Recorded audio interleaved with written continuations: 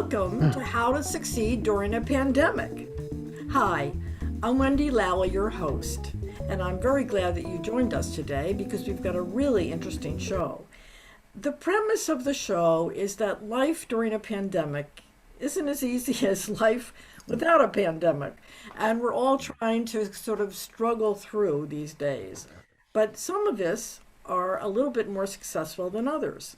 And we thought it would be interesting to have those people come and share their story with the rest of us. In my business, I'm a copywriter and marketing strategist. So I often interview people about their businesses and what they want their clients to know. And that's what I do. I tell them those things in ads or blogs or brochures. In this show, I interview people who might very well be my clients and sort of ask them the same kind of questions. But the best part is I get to share that with all of you. Today, I like to think of this show as how to find money you didn't know you have, because we have two people on who are going to tell us how to save money. They're going to tell us how to and save money and make the most of what you already have. Okay? And let me introduce them right now. The first is Robert Bura, and he's a public adjuster, and I want to explain a little bit about that. He works for the largest and only nationwide public adjustment company in the country, and his services are free, and he represents the best interest of property owners against the insurance companies. The other fellow I'm going to introduce you to is Jordan Kagan, who is known as the Man of Silver. And Jordan, I've known for quite a while. I've met him in different networking groups. And when I first met him, he was selling solar panels, which is also a very interesting thing that someday I would like to interview him about. But today, he is here because he had a sideline. And that sideline was buying silver from people who had it in their attic, or perhaps, it was out on the area in the dining room and gathering dust, and they didn't know what to do with it because most of us don't use silver today. And Jordan shows them how to turn it into cash. What could be better than that? So without much ado, I'm going to let the fellows introduce themselves and tell you just what it is they do. Robert, I'm going to start with you. And I'd like you to, tell us how you first, I know you didn't start off becoming an insurance adjuster, so I'd like you to, a public adjuster, I'm sorry. I'd like you to tell us a little bit about that and how you came to do that. Okay. Thank you for having me. I appreciate the opportunity to educate people. That is my job, is to teach, to educate, and advocate. I started off after 18 years of owning my home and having one of these. This is not my home tree fall on my house. Got about $18,000 for it, and my policy more than tripled over the course of 2.5 years. I went to my insurance agent and asked him why my rates went up, and he told me, well, we paid you all that money a few years ago. We're not a non-for-profit. You've got to pay it back somehow. That didn't ring true with me. Fast forward 6 months later, when I was introduced to public adjusting at a job fair, and I learned the truths versus what the insurance companies want you to believe. And I got my insurance company to write me a letter of apology for a bookkeeping error, refund me over $2,000, and restore my rates back to where they were. And I have learned that insurance companies make a heck of a lot of bookkeeping errors. As a public adjuster, I'm a public advocate, licensed and bonded in the states that I operate. I operate in 5 states. My company, as you mentioned, is the only nationwide public adjusting company in the country. So we can write claims in every state. I'm new into Illinois. Our job is to teach and educate people. When you buy a property, you have an insurable interest to maintain the value of that property as well as pay your mortgage. The insurance company doesn't have that insurable interest. Therefore, they'll only pay you about 20 cents on the dollar to make you go away or deny your claim. The guy that comes out from the insurance company not only works for the insurance company, not only gets paid by the insurance company, but he gets bonus by how many claims he can deny or how little he can give you. In some cases, they may even make more money on their bonuses. Okay. So I teach you things like homeowners insurance and auto insurance are not the same. Where you have an accident, your rates go up. Homeowners, you may be entitled based on state legislation to as many as up to 3 claims every 5 years without your rates going up. But do they go up? All the time, because people don't understand their rights. People don't understand what's covered in insurance. So I tell people, give me 25 minutes, a copy of your declaration pages. I'll do an educational policy coverage review that will open up your eyes where you go, holy cow, you got to be kidding me. Why doesn't everybody know about that? So I ask everybody 3 questions. Number 1, do you trust your insurance company? Question 2, if you were in litigation with somebody and you were going to trial, would you share the same lawyer with them, or would you want your own lawyer representing you and your best interests? Number 3, are you aware that 90% of insurance policies are incorrect, meaning that they contain deductibles and exclusions that you're probably not even aware of because most people don't read their policy, that can range from hundreds to hundreds of thousands of dollars. An average property owner spends $30,000 during the course of owning a property and never puts a claim in. That's a annuity to the insurance company that pays $1 million bonuses to the insurance executives. I ask you, is that money better spent in your pocket than theirs? I help you get your property back to pre-loss value, and I will get you on average 300 to 600% more money. I will get you most of the money up front. It's certainly somebody people should know about. And by the way, they want to say the name of your company, which I'm sure people are seeing on the screen, is Metro. So please keep that in mind, right? That is correct. And Jordan, let's hear from you. Jordan, Thank your you. your service to people is a little bit different, uh, and I think all of us have had the experience of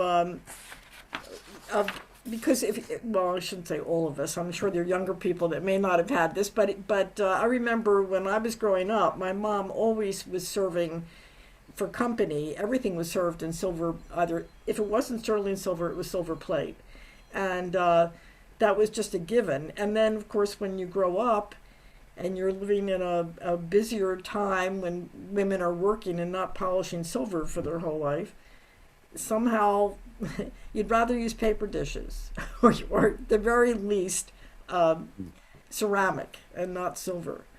And that's the kind of leftovers that you may have around your house that Jordan would be interested in knowing about. So, Jordan, why don't you step up and tell us what it is you do, why you're called the Man of Silver? So thank you very much, Wendy, for inviting me to your show and bringing awareness to your listeners. You're 100% correct.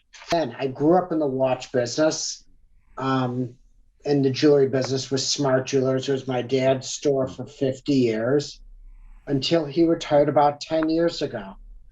And together we got into this business of buying silver, gold, coins, and luxury watches. So I realized pretty early on when a woman about a mile from my house, out from my office, called me. She had a tea set, and similar to what you said, but it was her cleaning lady, said, I am never going to clean this tea set again. So you have a few choices. Put it away, let it tarnish, polish it yourself, or sell it. So I did her a favor since her husband was on oxygen. And oxygen or no oxygen, these tea sets, the flatware sets are 20, 30, 40, 50 pounds sometimes. And who wants to go all over town to find out what they have and how much it's worth? So that's when I realized that there was a valuable service needed to go to people's homes and evaluate, teach, educate, and advocate. I loved what Robert said, teach, educate, and advocate. And to me, that's exactly what I do. Most people have no idea the difference between sterling silver, especially, the younger generation, like you said, Wendy, the difference between sterling silver and silver plate, the difference between regular ounces and troy ounces, which is how silver is valued, pure sterling silver versus an alloy, which the flatware is made out of. people might have seen on their silver jewelry 925, and they have no idea what 925 is. It's 92.5% pure and a self 7.5% alloy. So yeah, the typical person I'm dealing with is older or downsizing, or they've had an inheritance from mom, dad, aunts, uncles, grandparents. I sometimes have had 3 and 4 generations all in one household. So I will go in and evaluate and try to figure out what's silver and what's silver plated. I got married the beginning of COVID, and I really look at 2021 as a positive, not a negative. I got married, I moved out of my apartment, got rid of clutter that I had accumulated the last 5 or 6 years, and started selling some of my stuff on eBay and fell back in love with what I had done a number of years ago. So it started part-time, and pretty quickly by November, 6 months later, became full-time. I love what I do. The people that I work with need this service. They don't know who to turn to. And I'm glad to be able to tell people that you don't need to clean your silver, you don't need to polish it. Let me come and let me see if I can write you a check. When I was in New York, I was a starving young actress, and my mother gave me literally gave me the family silver. What happened was they had a robbery. They reported the silver stolen, and actually it wasn't stolen. She forgot. She'd given it to me. Oh, jeez. So they got a little. She said they went to Europe on the thief's good graces, because they said We call that insurance fraud. no, it was an honest mistake. Is the statute of limitations up, Wendy? Is that I more don't than know. A long time. But I literally couldn't pay my rent, and I heard on the news that silver was very valuable, and so I thought I took a couple pieces, and when I found out what I could sell them for, I went back and got the whole flatware in this mahogany case, and took it down and sold all of it and paid my rent. It was a miracle as far as I was concerned. But I'm sure that there are a lot of people today that are in a similar situation because of COVID, that may have been living with this stuff. It's beautiful. I mean, there's no question. It's aesthetically, silver is just gorgeous, and especially if it's in a beautiful pattern or whatever. But the truth is, it doesn't fit our lifestyle today for most people. I've had good, the bad, the ugly. My father and smart jewelers taught me so many lessons. But one of them was those that don't appreciate the small sales don't deserve the big ones. So someone, Wendy, you and I both know, sent me some photos. And from the photo that he texted me, it did not look like it was real sterling silver. It looked silver plated. He said, I don't want to embarrass myself or waste your time. He said, don't come. And I said to him what I just said to your listeners. Let me come. Let me see what you have. Let me teach you. Let me educate you. Because I don't care if it's a small sale or big sale. Let's see what you have. Based off of what he did have in that photo, it was well under $100. It was almost 100% silver plated, and maybe one candlestick, which is 90% filler and 10% silver. But while I was there, what did he remember that was in his basement? 2 bags of inherited coins from 1964 and before. He didn't get rent money for the year. He got mortgage money for the year. He got almost $12,000. Wow. Is that common? No.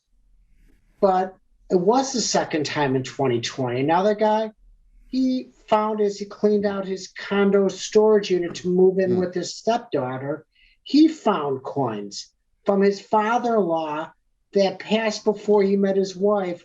He passed in 1963. So you just don't know. People have, and the younger kids, they don't even know that 50 years ago there was coins made out of sterling silver. or silver, 90% silver. Mm. So if people don't plan for the future, people end up inheriting stuff that they have no idea what it is. They sometimes donate it, they sometimes throw it away, and that could be thousands and thousands of dollars. But I also feel bad because, as you just said, Wendy, we're so busy in our lives. The last thing we have to deal with is someone else's clutter or emptying a house with 50 years of accumulation. Yeah. So the more that we know of what we have, the more we can deal with that today. It's not passing a burden on to a future generation. That's how I look at it. Tell me something. Why do you think silver is so valuable today? What's driving the price up? It was very much in the news in the last few weeks. So the first thing is everyone heard silver went up 10% on a Monday, right when that stock market shenanigans happened. No one heard the following day it went down 10%. So that isn't the big issue. What I think has really driven silver in the last 12 months is instability and concern. COVID. You know, I got married in March. It was under $12 an ounce. By June or July, it hit 24, 25, 26. It's hit as high as, I think, 29 for a day this past year. So personally, I think it's instability. But as a commodity, you know, it is a commodity. Usually with inflation, it's going to go up because people are fleeing the stock market. So many people will say to me, what do you think silver is going to do? Some people are predicting it's going to double again to $50. I wish I had a crystal ball. I'll lend you mine, but it's down at the cleaners. Okay. Thank you, Robert. Robert, When's it coming back from the clear? So the truth I'm sorry, I don't have the crystal ball to tell you that either.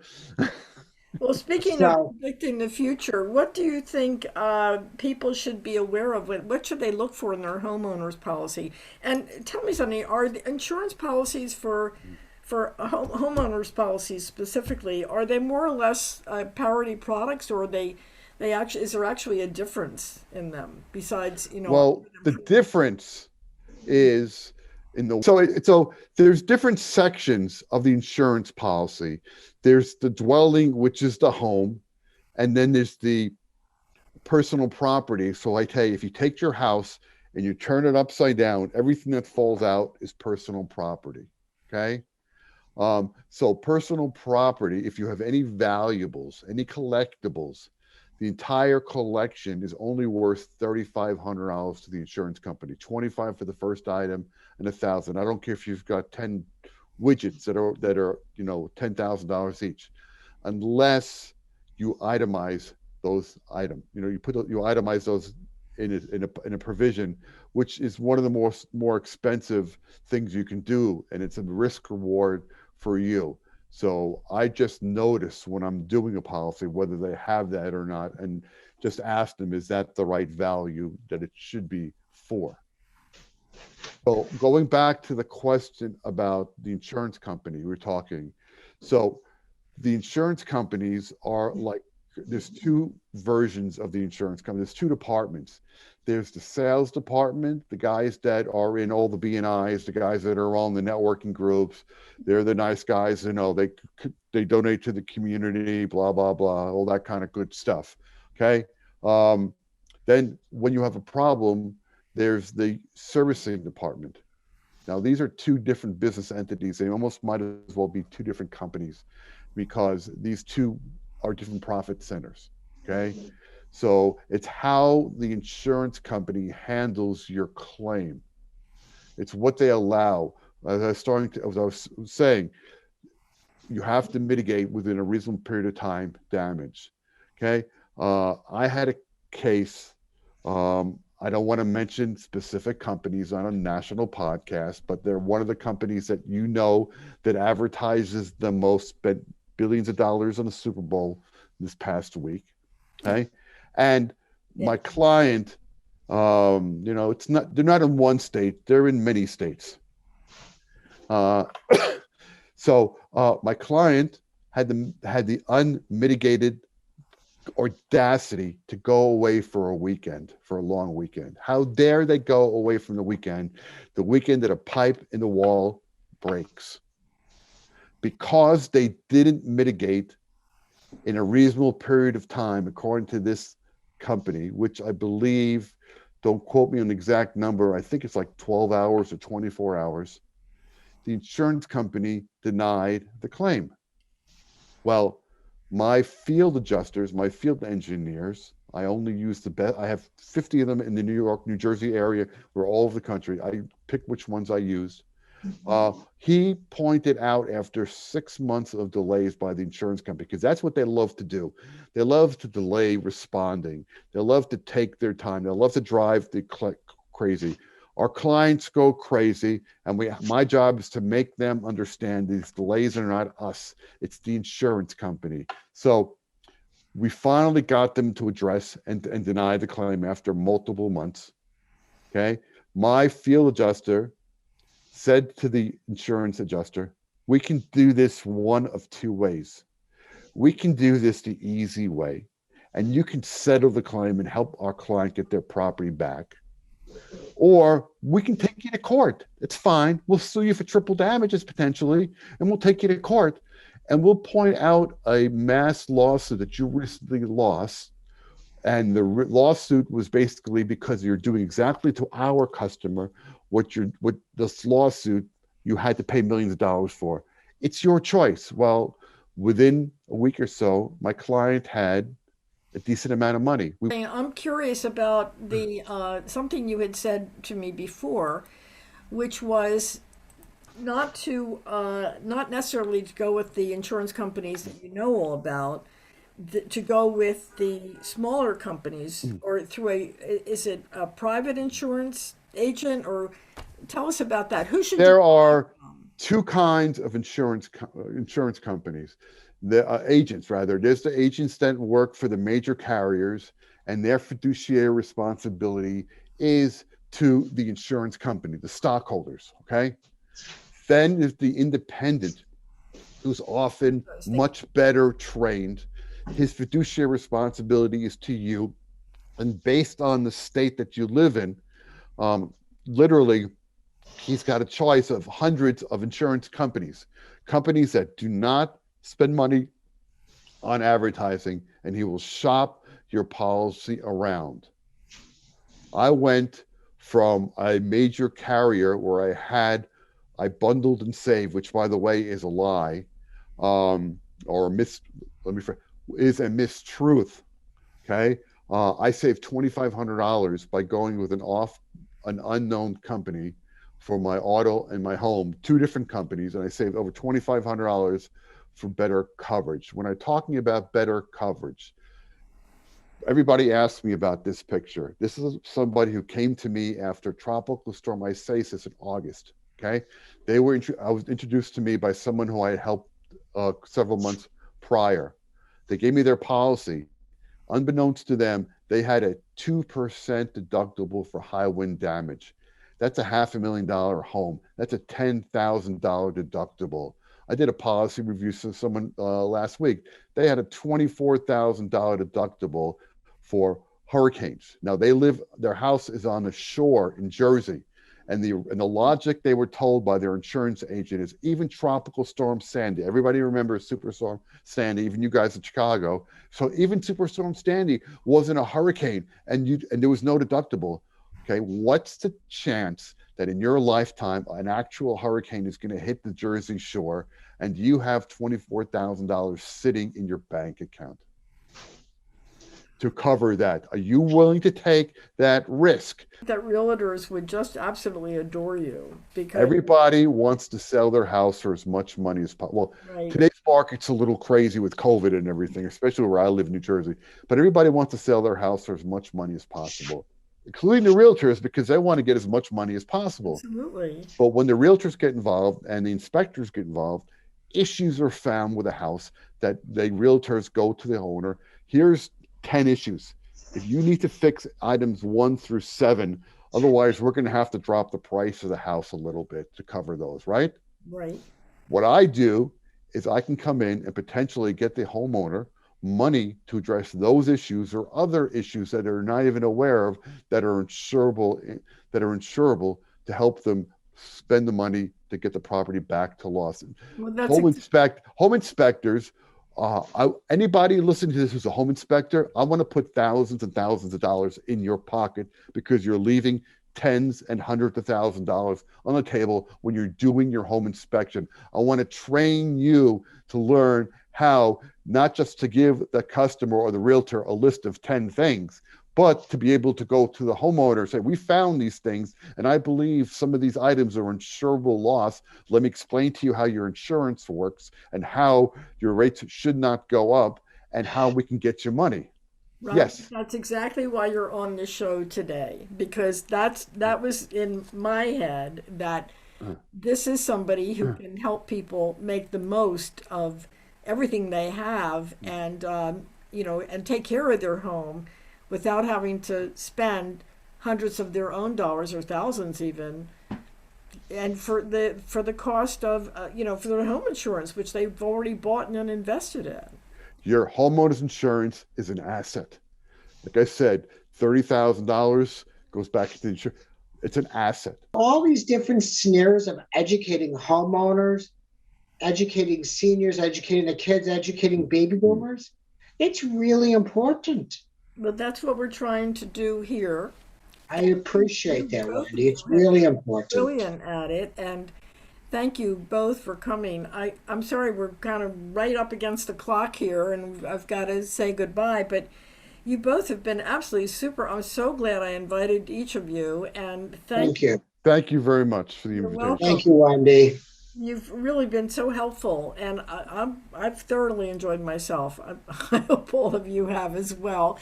But not only enjoyed myself, I've learned a lot. And oh, Robert, I wish I had known you before I lost my house, because I might not have lost it. And I think that's something that people should seriously, I'm joking around, but I think you should keep in mind that the homeowner's insurance is supposed to work for you. The insurance company doesn't.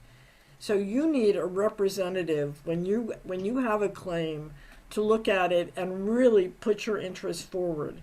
And seriously, I really think I could have kept my house if I had known to do that. Unfortunately, I didn't.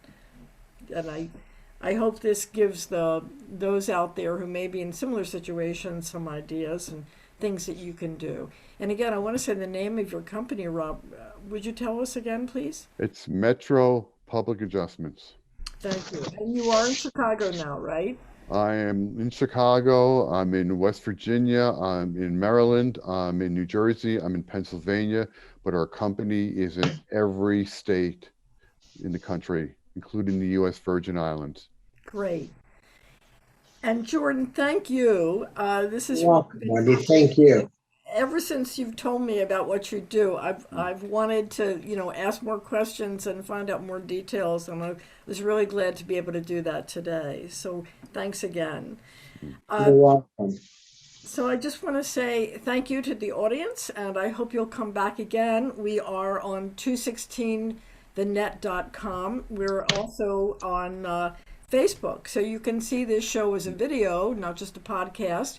And the Facebook page is Succeed in a Pandemic. And I hope you'll look at it and like it and share it, and especially with anyone who has a home insurance policy and wants to know more about that. Okay. Please, just for a little while longer, please stay in and stay well. And I hope to see you again next week. Thank you. Thank you. Thank you, Wendy.